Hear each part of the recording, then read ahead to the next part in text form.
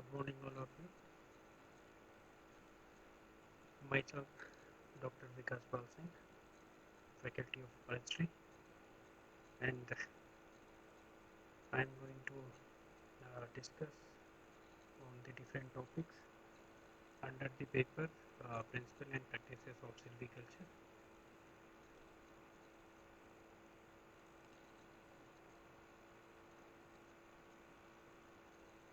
The first topic under the subject of Principle and Practices of Silviculture, we have physiography factors. However, physiography factors are comes under locality factors or climatic factors, which covers basically four type of factor, including climatic factor, biotic factor, edaphic factor, and physiographic factor. Okay, so we are discussing here about the physiographic factors regarding to vegetation or regarding to different forest types. Now, under physiographic factors, we have first major aspect, that is altitude.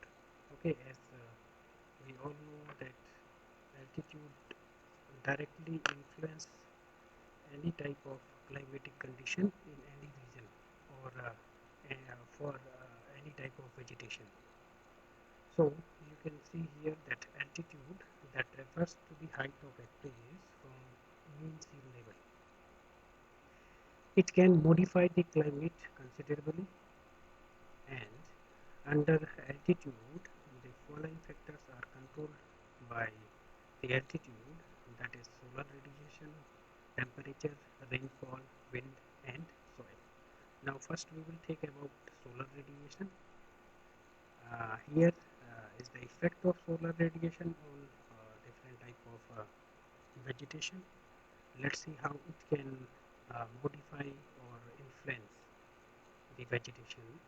On higher altitudes, the atmosphere is rare and there is greater loss of heat by radiation through the rarefied atmosphere and has low atmospheric pressure. As at higher altitudes, solar radiation has to pass through lesser turbid atmosphere at higher altitudes than at lower altitudes, and so it result in increased solar radiation at higher altitudes. Second one, we have the effect on temperature of altitude. Here under first point, most of the heating of the atmosphere take place due to radiate energy. So the, therefore that the highest temperature occurs nearest to the earth's surface and it decreases upwards. The density and composition of the air are important factor in controlling the temperature. Here is an example. As altitude increases, the pressure of the air markedly decreases. At higher altitude, where atmosphere pressure is less, molecules are split far apart so that there are fewer molecules to hold the heat, and so the temperature is very less. We move to next slide with continue the physiographic factors. Third one, the effect on rainfall of altitude. The effect of altitude on rainfall is quite pronounced, as about 75 of water vapor present in the air lies within a height of about 4,000 meters. Here, on the basis of rainfall, India can be divided into three broad zones with the nature of vegetation. Then, number fourth, we have. You are now muted. You are now unmuted. We have number four, wind. That wind velocity affected by altitude directly. In general, wind velocity increases with altitude up to certain altitude, and then it is almost constant. Fifth effect of aspect on altitude on the soil conditions. Here we can see different altitude have different type of effect on soil condition in form of their changing physical as well as chemical properties. So the altitudes affect various soil properties. Due to increase in altitude, various soil processes such as weathering, decomposition of leaf litter, and soil temperature are adversely affected. Means there are variation due to different type of altitudinal range that will directly affect the soil condition. For example, for the slopy area nearby the different altitudes, there is mass movement of soil particles during the rainy season, and after that, these moving particles through heavy rainfall they accumulated to lower altitudes. So the characteristics and different properties of soil which existed on upper altitudinal ranges, they slowly or gradually changes year after year due to the mass movement or transportation of soil particles through rainfall. Let's move to next slide. We have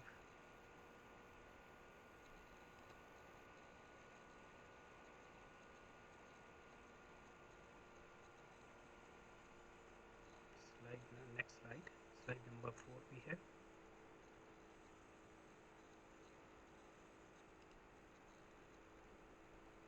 next factor. We have slope You conditions. are currently the only person in this conference. Under physiological factors, we have second after altitude, that is slope. Here, slope or gradient is defined as the angle formed by the surface of land with horizontal plane.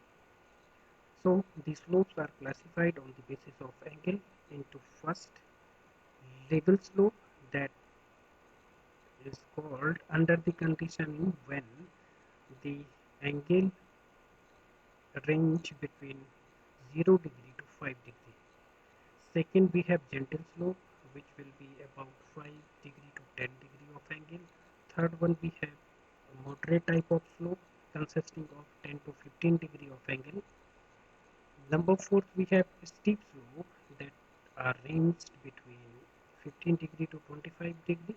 After that, we have very steep slopes ranges from 25 degree to 45 degree, and over 45 degree of angle we have precipitous slope. Now, on the basis of loss or gain of material, three main type of slopes form are categorized as we have denudation slope. In this type of slope, the loss of ground occurs continuously, means the loss of soil particles will be on continuous form. Next type of slope we have transportation slope. Here, neither gain or loss of ground means soil particles is occur in this slope. Then we have accumulation slope. There is gain to the ground in the slope. It means whenever there is heavy rainfall or the condition of soil erosion, the soil particles are moving from the higher altitude to the lower altitude nearby the plain area. Next one, we have straight slope. It may be developed due to the strength of material and the water that it contains. Okay, and these have generally uniform angle. Next slide, we have next type of slope. We have cliff or free slope. Under this type of slopes, these slopes are a special kind of straight slopes. Then we have next type of slope, that is concave slope. These occur at the base of the slope. Another type of slope we have convex slope. These form in the hill summit and due to weathering of rocks. And lastly, the effect of slope in the form of runoff and soil erosion, drainage, moisture, soil temperature, soil depth, wind and distribution of slope. It means a slope can be directly affect the runoff condition after the rainfall, as well as the intensity of soil erosion, and the condition of drainage, availability of moisture in soil particles, as well as soil temperature, and it also affect on the depth of soil and distribution of snow and wind. Slopes with influence of rainfall may create washouts, floods, landslides, and landslips have disastrous effect on vegetation. These conditions causes mechanical injury to the forest crop and erode soils, which cause damage to the both vegetation as well as soils. Move to next slide. We have next factor under physiographic factor, that is aspect and exposure. Now, aspect is defined as the distance towards which a slope faces, or it is the direction of slope of land. Exposure is the relation of a site to the weather conditions, especially wind. In general, poleward aspect is considerably cooler and moist than the equator side of the mountain. Therefore, in higher altitudes or hilly areas, we have cooler condition on the north facing aspect as compared to south facing aspect, where the dry conditions are existed exists. Then, therefore, in Indian condition, southern aspect is hotter and drier than the northern aspect, which is cooler and moist.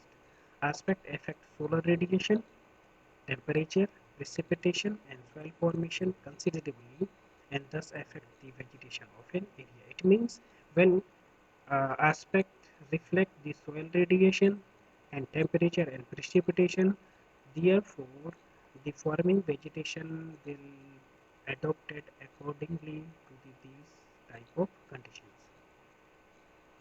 Move to next slide. We have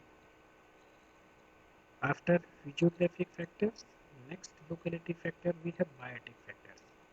And the biotic factor, as all you know, including small organisms to the human beings also. Here, biotic factor are the biological agencies which influences the growth and development of vegetation either individually or and as a whole or as a crop.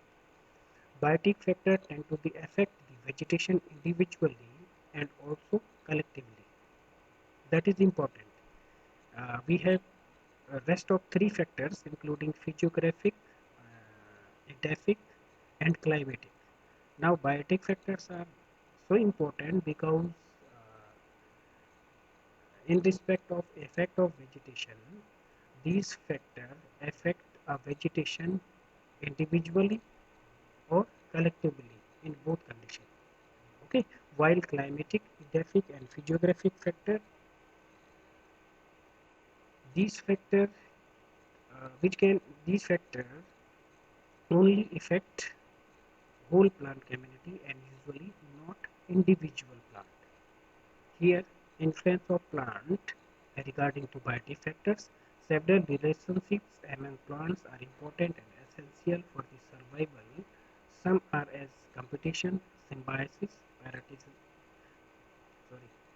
parasitism, parasitism, epiphytes, climber and weeds, and plant diseases. Now we will look one by one about these all, starting from next slide. Now, competition in a forest crop. Here you can say competition in plant result in overtopping, means overtopping in canopy, suppressing and crowding out of weaker trees by more vigorous and more aggressive individuals. This result in natural process of survival of the fittest. Second, in certain conditions, a large number of species adapt themselves for growing together. For example, in evergreen and moist deciduous forest, a large number of species adjust themselves to grow together. Okay, we have some type of dominant type of vegetation where only one or two type of species uh, will be dominated due to the effectiveness of these species with their companion species.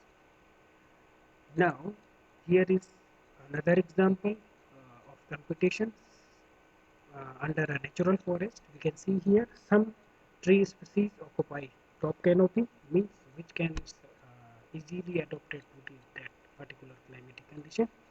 Other remain in middle story, which also known as the codominant species. Some other in lower canopy, and so in this perhaps the best silvicultural exemplified in nature. Second point, we have symbiosis. This is a simple process when two individuals related to each other for their survival. Means two valuable symbiotic relationship we can see in forest. First one under mycorrhizal association and bacterial nitrogen fixation. In some species of pinus and other conifers, the mycorrhizal association is very important. Second, with some of leguminous species, some bacteria such as Rhizobium develop association which is helpful to the plant as these bacteria fix atmospheric nitrogen and supply it to plants. Move to next slide. For next point, we have parasitism.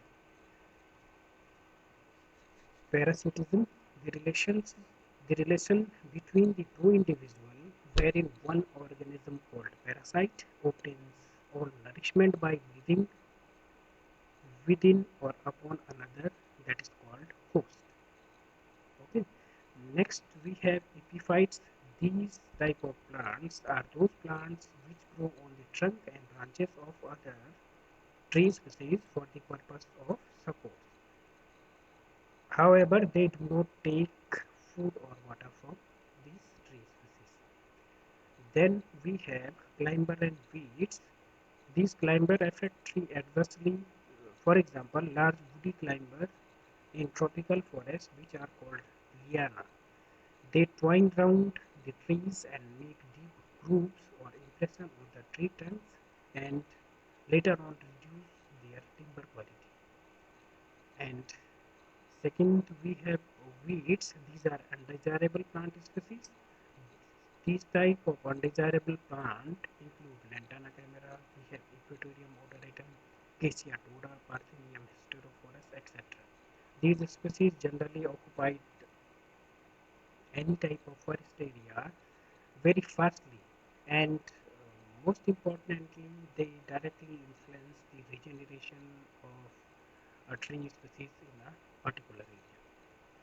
Then we have diseases in form of biotic factors. Most diseases in plants are caused by thallophytes, including algae, fungi, bacteria, and lichens. Several diseases cause serious damage to the forest. These diseases not only adversely affect the total wood production, but also many times affect the distribution and growth of trees in some locations. Here are some examples of these type of diseases which affect even a whole crop, uh, standing tree crop. We have damping of disease, heart rot, wilt diseases, root rot, pink diseases, and spike disease, which are most common and damaging diseases of the different type of forestry species. Move to next slide.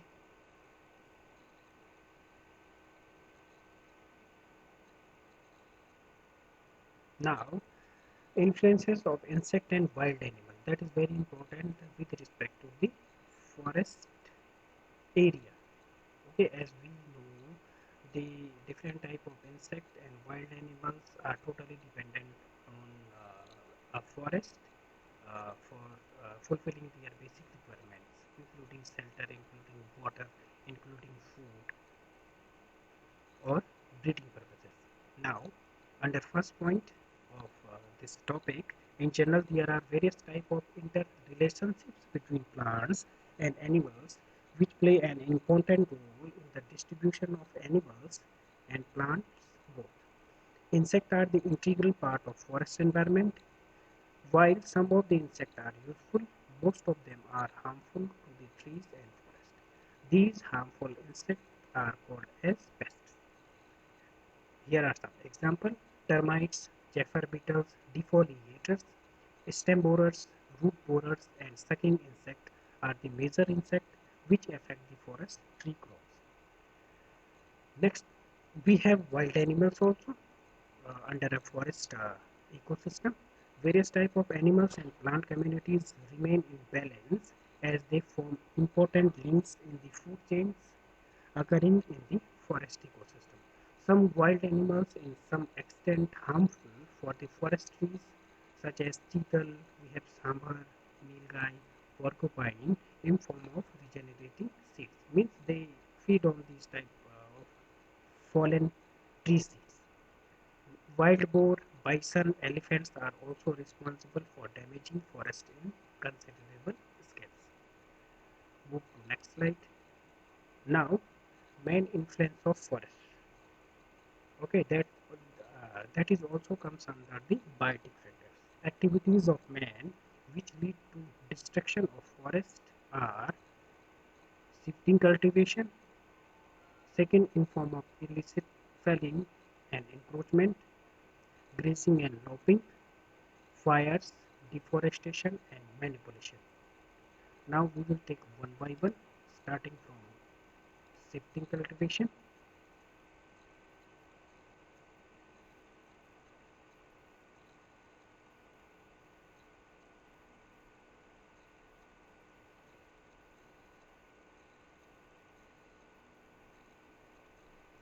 Now it is the shifting cultivation is a practice of cutting down all trees and shrubs, then drying, burning them at same place and cultivating the crop for a few years and shift to another forest for doing the same practice. Shifting cultivation causes large-scale damage to the forest. It has resulted in deforestation and denudation of hillslopes. For example, in northeastern India, consisting of large trees which are totally clear felled and replaced by bamboo species as there are as considered as the fire resistance. Then we have illicit felling and encroachment. Unauthorized and illicit felling usually take place in forest due to unemployment and underemployment in rural areas. Because of these conditions, they fulfill their fuel wood and firewood needs from the forest area in form of illicit felling from the reserve forest area also. Then second cause for this type of felling, unsatisfied demand of fuel wood and timber in the nearby villages and towns. However, some of the rights and concession granted to the local people by the government or forest department, which are being misused and causes damage to the forest. Now, beside from this, a large forest area was enclosed for agriculture after independence, and in several states, such type of settlements have taken place several times. Means after independence, before independence, we have plenty of forest resources in our country, but after independence, when there is a huge demand for the uh, food crop supply for a large population, there is a great demand for the extension of agriculture fields. Okay, and these agriculture fields, or you can say different type of developmental structures, are totally practices on the forest areas.